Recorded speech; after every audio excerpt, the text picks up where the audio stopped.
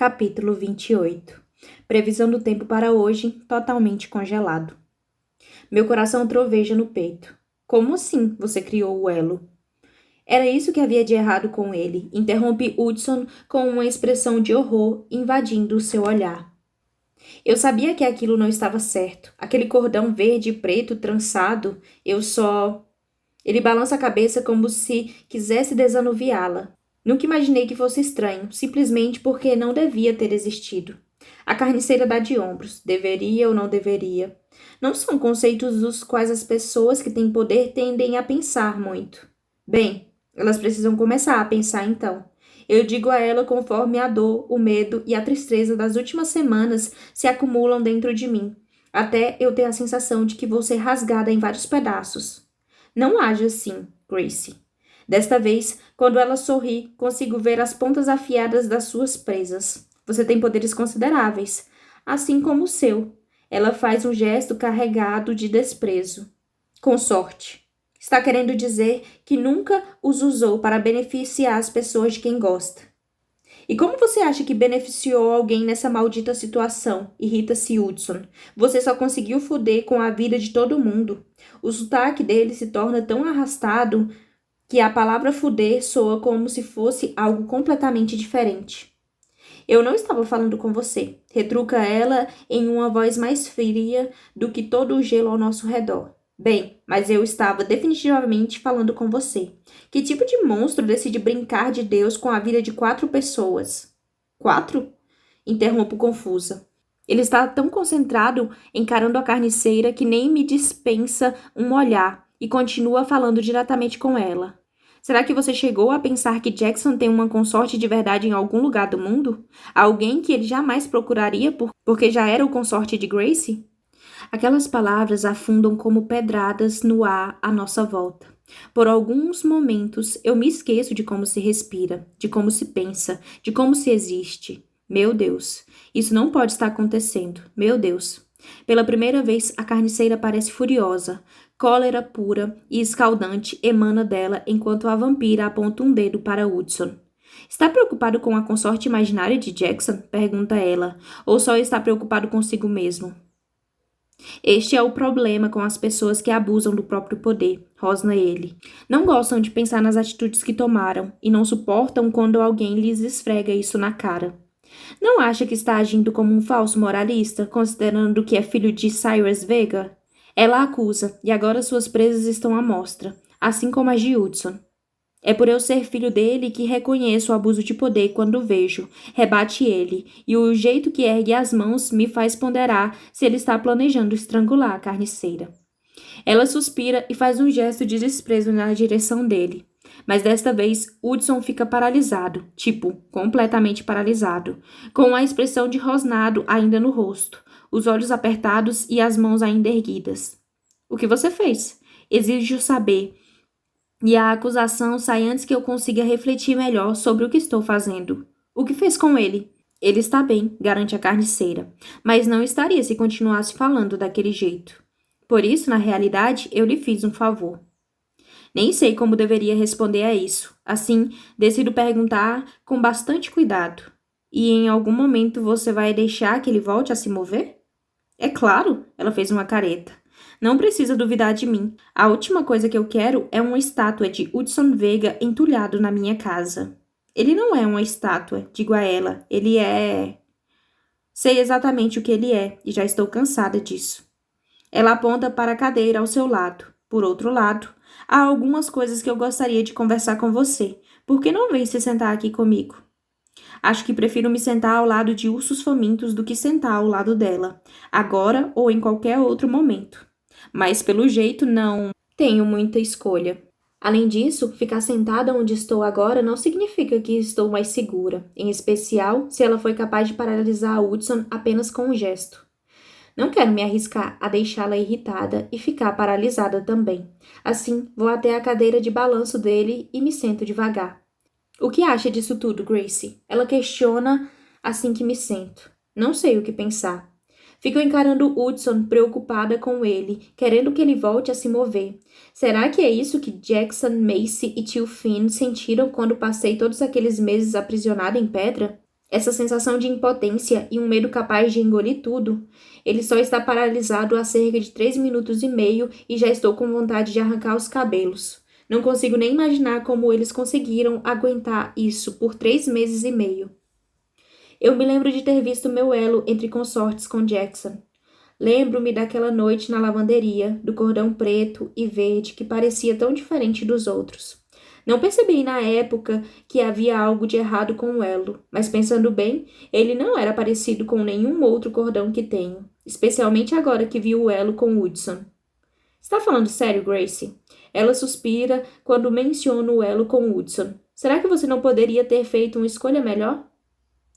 Acho que não tive muita escolha em nada disso, digo a ela.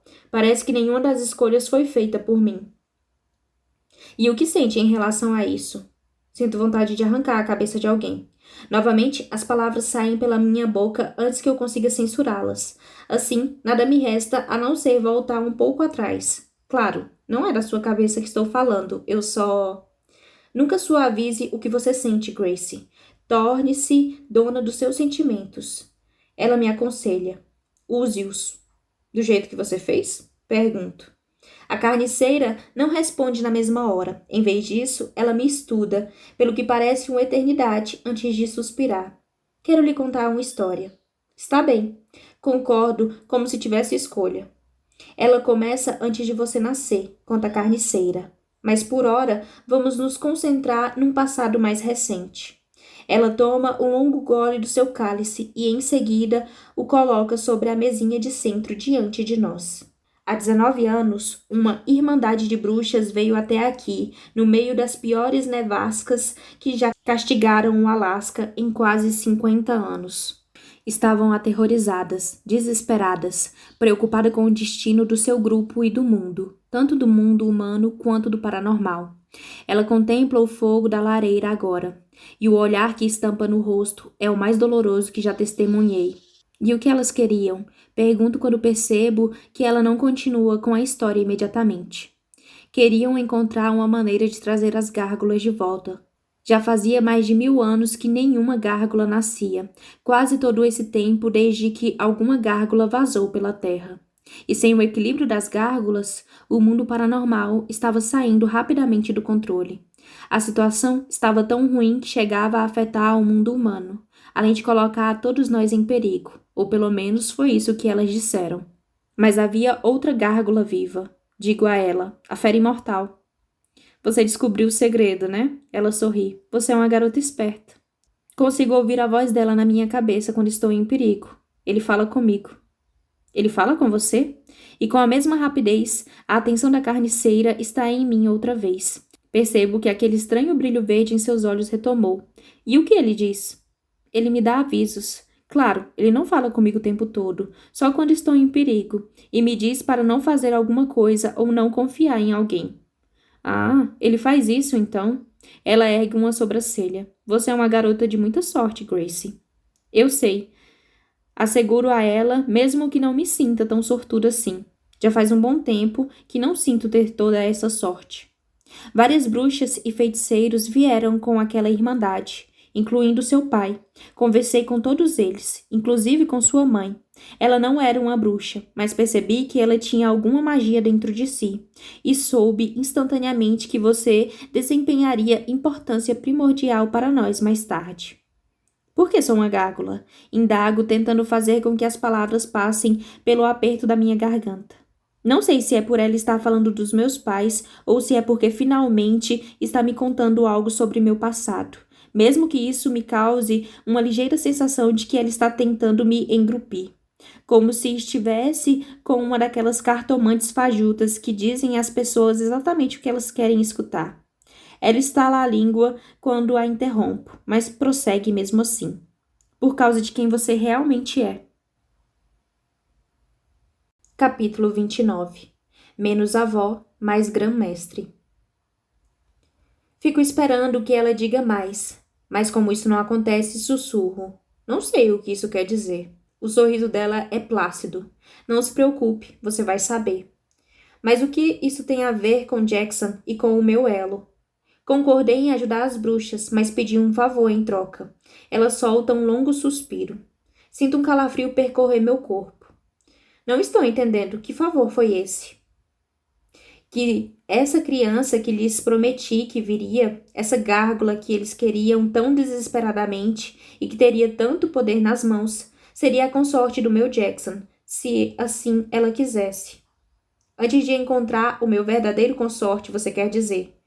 Nem termino de dizer essas palavras e já sinto o horror tomar conta de mim. Você não estaria destinada a ser consorte de Jackson até que o tocasse e o rejeitasse. Ela sorria agora. Mas você não rejeitou o elo, não foi? Aquelas palavras nadam até os meus pensamentos, à procura da margem mais próxima. Isso significa que Jackson também não se tornaria o consorte de ninguém, até que nos conhecêssemos. As sobrancelhas dela se erguem. Ora, é claro, meu bem. De que outra maneira eu conseguiria garantir que você teria uma chance, por menor que fosse, de se tornar a consorte do meu Jackson, se ele já tivesse outra consorte antes de vocês se conhecerem? Meu Deus, me sinto enjoada. Se eu estava certa e o cara sobre o qual Flint estava falando, aquele por quem ele foi apaixonado durante a vida toda, era Jackson, isso significa que, durante todo esse tempo, o coração de Flint estava partido, pensando que Jackson não o escolheria, quando, na verdade, durante todo esse tempo, ele simplesmente não podia escolhê-lo. Por minha causa. Fecho os braços ao redor de mim mesma e tenho a impressão de que as paredes da sala estão se fechando sobre mim, à medida que tento respirar. Então, tudo aquilo era falso? Nada do que senti por Jackson era real? Você sentiu que era falso? Ela pergunta e se aproxima para dar palmadinhas na minha mão. Relembro os olhos dele, seu sorriso, o jeito que ele me tocava, e um pouco da pressão em meu peito começa a se arrefecer. Não, nunca senti que fosse falso. Porque não era, diz ela dando de ombros. Você sabe que as regras do elo entre consortes? Você quebrou todas as regras. Não. Ela ergue um dedo em riste, enfática. Forcei algumas regras, mas não quebrei nenhuma. Criei um elo entre consortes para você, mas se não estivesse aberta a ele, e se Jackson não estivesse aberto a ele, vocês dois nunca se tornariam consortes, e estariam livres para encontrar seus verdadeiros consortes. É simples assim. Não me parece tão simples. Nada disso me parece simples, mesmo antes que um pensamento novo e horrível despedace o caleidoscópio revolto dos meus pensamentos. E se nós nunca tivéssemos nos encontrado? Jackson, ele teria passado o resto da sua vida imortal sem ninguém? Isso não aconteceria. Usei uma magia muito antiga que faz com que os similares se aproximem. Ela atraía você para Katmai e para Jackson, desde o dia em que você nasceu. Alguma coisa que se aproxima da gentileza entra em seus olhos verdes. Baixo a cabeça, apoiando-a nas mãos e luto para conter as lágrimas que ardem no fundo dos olhos. Mas não vou fazer isso. Não vou chorar. Não aqui. E definitivamente não neste momento. Não vou dar essa satisfação a ela. Grace, sua mão paira sobre o meu braço como se ela quisesse me tocar outra vez. E seus olhos têm a expressão mais suave que já vi. Nada disso faz com que eu me sinta melhor. Eu me levanto da cadeira e vou até Hudson com uma intenção de convencê-la a dissipar o feitiço que o paralisou. Agora que a carniceira parece ter se acalmado um pouco. Mas antes que eu consiga fazer isso, aquela pergunta que queima dentro de mim, desde o momento em que ela admitiu que o elo foi criação sua, explode. Só não entendo por que você fez isso. Não comigo. Isso já compreendi. Eu era só um meio para que as bruxas conseguissem chegar a um fim. Uma moeda de troca para você. Mas, e no caso de Jackson? Você o criou, você o treinou, ele ama você. Por que você faria uma coisa dessas com ele? Uma coisa que tinha o potencial de machucá-lo tanto. Você se lembra de como Jackson era quando o conheceu? Pergunta a carniceira. Uma imagem daqueles olhos negros e gelados perpassa minha mente. O que uma coisa tem a ver com outra? Ele havia se fechado para todas as emoções muito tempo antes de você nascer. Talvez eu tenha sido dura demais com a educação dele, ou talvez seja o resultado de ter aquelas duas pessoas como os pais biológicos. Não sei. Imaginei que dar uma consorte a ele pudesse ajudar a suavizar um pouco disso, ou pelo menos compensar. E saiba que não fiz isso pensando somente nele. Você deveria ser a mais recente gárgula a existir, se não contássemos aquela pobre criatura na caverna. Ela para por um segundo, a fim de limpar a garganta e beber o que resta no cálice. Eu sabia que você precisaria da proteção dele, que você precisaria de Catmir e de tudo o que Finn e Jackson pudessem lhe dar. Os olhos da carniceira estão fixos nos meus quando ela acrescenta: Fiz isso por vocês dois, Gracie, porque vocês precisavam um do outro. Há um pedaço de mim que ouve a verdade naquelas palavras, que volta até o meu primeiro dia em Catmir, quando estava perdida e sofrendo tanto, quando percebi que Jackson sentia as mesmas coisas. Ela disse que eu precisava da proteção de Catmir. Será que isso significa que a carniceira falou sobre mim para Lia, sabendo que ela mataria meus pais e que eu me mudaria para lá?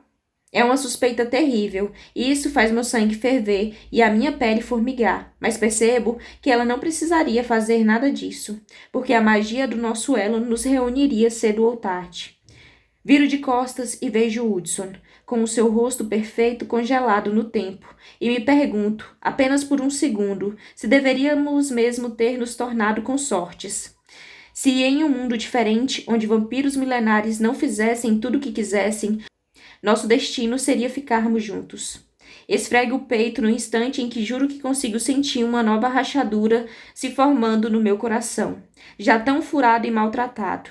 Estendo a mão em busca de tocar a Hudson, almejando a sensação de refúgio quando sinto sua pele na minha. Mesmo que por um segundo, mas no instante que meus dedos tocam os dele, algo milagroso acontece. Seus dedos seguram nos meus e os apertam conforme ele vai se libertando do feitiço que o manteve imóvel nos últimos 15 minutos.